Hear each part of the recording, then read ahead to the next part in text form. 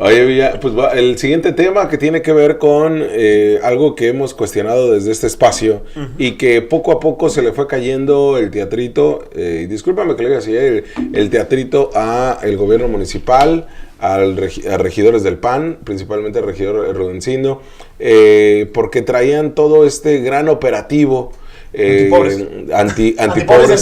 antipobres y antifamilias indígenas, ¿no? O sea, quieren su sano juicio, pues ya sabes, siempre hay cabida en Baja California para este tipo de ideas. Y pues por primero le preguntamos en su momento al fiscal Ricardo Iván Carpio, porque aquí la alcaldesa de Mexicali hablaba de una red de trata de personas en los algodones.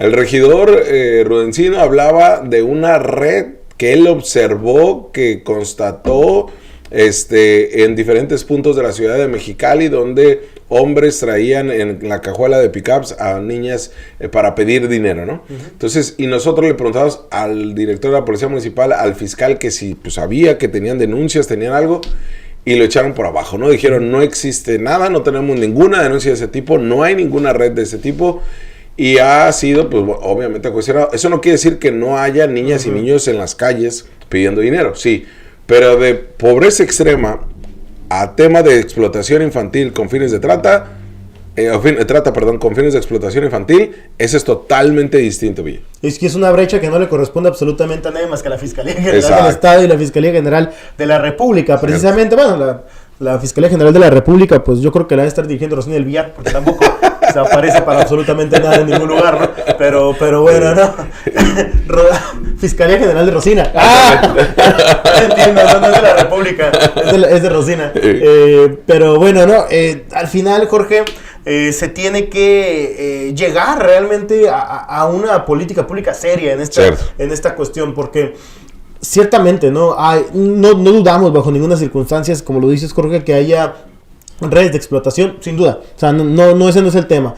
Incluso en Tijuana puede ser más evidente todavía, probablemente por la cantidad de gente, por la movilidad que hay, por muchos factores, ¿no? Pero una cosa muy distinta es pues ya tratar de poner en jaque a las propias comunidades indígenas, ¿no? A los familiares o a las familias indígenas que lamentablemente por una cuestión de abandono de las propias políticas públicas de gobierno y de desinterés de la propia sociedad en integrarlos a la sociedad, pues no puedan realmente salir más allá de simplemente estar pidiendo dinero, ¿no? Sí. Esto debería preocuparnos en vez de molestarnos. Sí. Y lamentablemente, pues sigue ocurriendo. Y pareciera que la política es, ahora sí que, no sé si porfiriata, ¿no? Porfirio Díaz, decir, es más fácil acabar con la pobreza, con los pobres que con la pobreza. Sáquenos de las calles. Sí. Pero da mala imagen. Y bajo el falso discurso de sáquenos de las calles porque los vamos a meter a las escuelas y les vamos a dar comida. Pues no son perritos, ¿no? Y además acá sí es entender que, como dices, Villa, hay explotación que se da, ningún niño, ninguna niña debe de estar trabajando, ninguno. Ni ayudando a sus familias, ni ninguno. Pero como si se perdona, o como si en nuestra falsa moral, pues está bien que los niños y niños trabajen de cerillos en los supermercados, o ayudando a su familia en unos abarrotes, o ayudándole a usted quizá en alguna labor, pero vemos a una niño indígena, e inmediatamente pues es que los están explotando.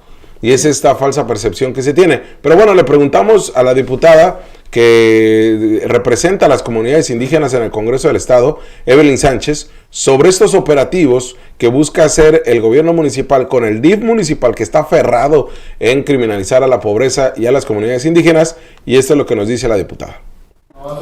Llevo un año haciendo el trabajo en campo. He estado en las cuarterías justamente de las comunidades oxiles. Me traje a una traductora de Chiapas, de San Juan Chamula, hablante Soxil, que estuvo 2 semanas aquí haciendo este trabajo con nosotros. Estuvimos haciendo la ruta con el gobierno del estado para generar este protocolo de atención.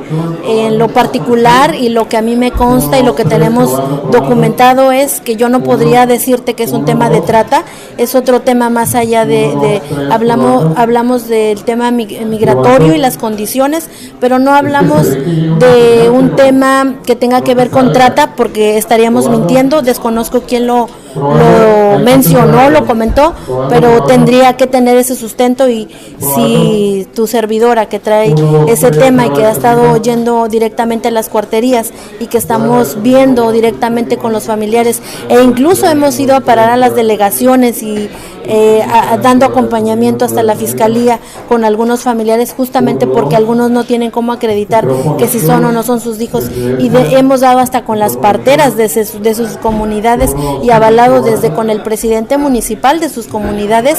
Entonces yo no diría que es un tema de explotación, o yo no diría que es un tema de trata, porque eso es algo muy grave quien lo haya comentado.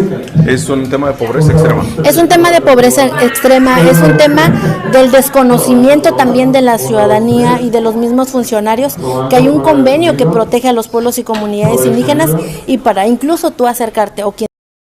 Nomás como un dato extra, la diputada llegó, si bien por medio de elección, llegó por acción afirmativa de comunidad indígena, ¿no? O sea, ella pertenece realmente a una comunidad indígena, por eso ha asumido también la bandera de la defensa y de la visibilización de las problemáticas de la comunidad indígena, porque al final sí hay mucha ignorancia en el tema.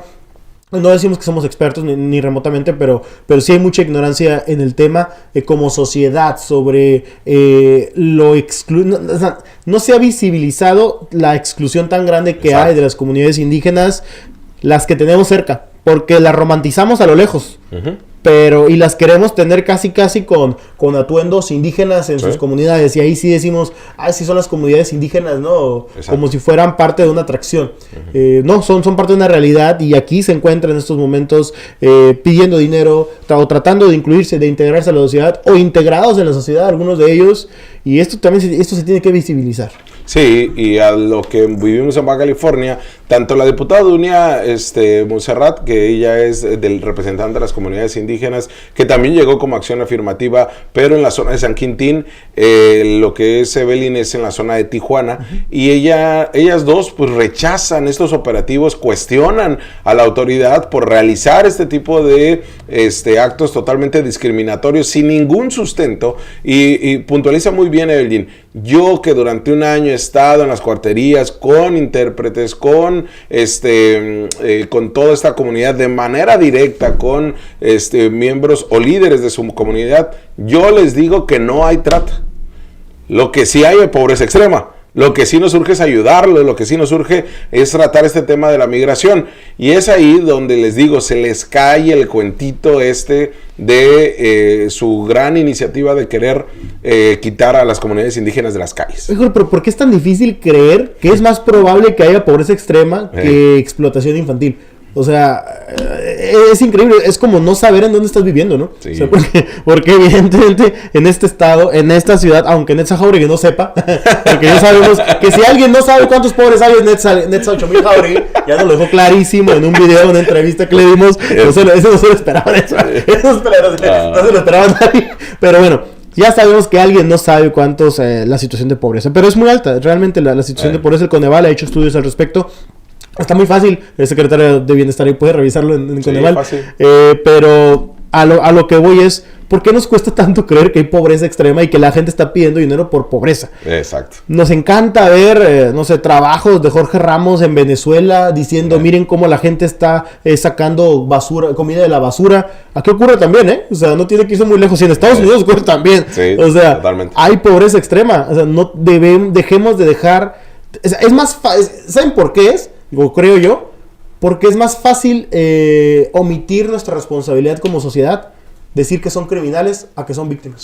Platicando con gente de UNICEF, se sorprendía, ¿no, Villa? Sí. Se sorprendía de estas campañas de Mexicali que intentaban hacer de no dar dinero a las comunidades indígenas o a la gente en pobreza extrema que se encontraba en las calles. O sea, se sorprendía de qué tan retrasada estamos en Baja California, en Mexicali, en actos de discriminación o en estos actos en pro de los derechos humanos. Entonces, sí es lamentable y sí está muy mal lo que sucedió. De hecho, esta gente de la UNICEF que vino a platicar con nosotros, Jorge, ellos venían por otro tema y cuando supieron eso, tuvieron que regresar y reestructurar todo lo que tenían pensado. Totalmente. Pero oye, ahora vamos a ver qué vamos a hacer, porque estos hombres nos van a empezar a quemar. Es grave lo que está sucediendo aquí, ¿no? Es grave lo que está sucediendo aquí. Si llegamos acá, capaz de que nos linchan, no sé, o nos roban la bicicleta. ¡Ah!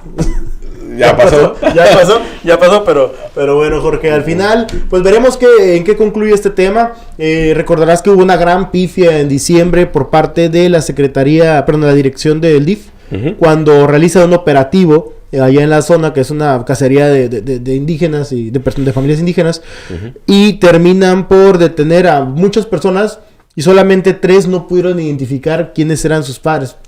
Pero muchos no pueden reconocer o decir, son mis padres, porque no tienen documentación de origen. No, o sea, pero además ya sí tenían actas de nacimiento, nada más que las tenían en sus casas. Sí. Entonces tuvieron que ir a su casa por el acta de nacimiento, fueron al DIF, le enseñaron y le regresaron a sus hijos. Y ya, o sea, ahora imagínese usted, si hubiera sido una familia de blanquitos, que le pregunten a la señora Capetona o acá, que le digan, oiga, ¿usted trae el acta de nacimiento de sus hijos? Nadie traemos acta. ¡Nadie! Oye, te tapan en la calle y tú sí porque estás moreno, te van a quitar a tu hija. Así que, cuidado. ¿Y por qué? Sácale una copia fotostática a la acta de nacimiento de tu hija y tráela contigo siempre. Hija, me urge que te pongas más morenita. Si no, vamos a quemarte, por favor, porque si no...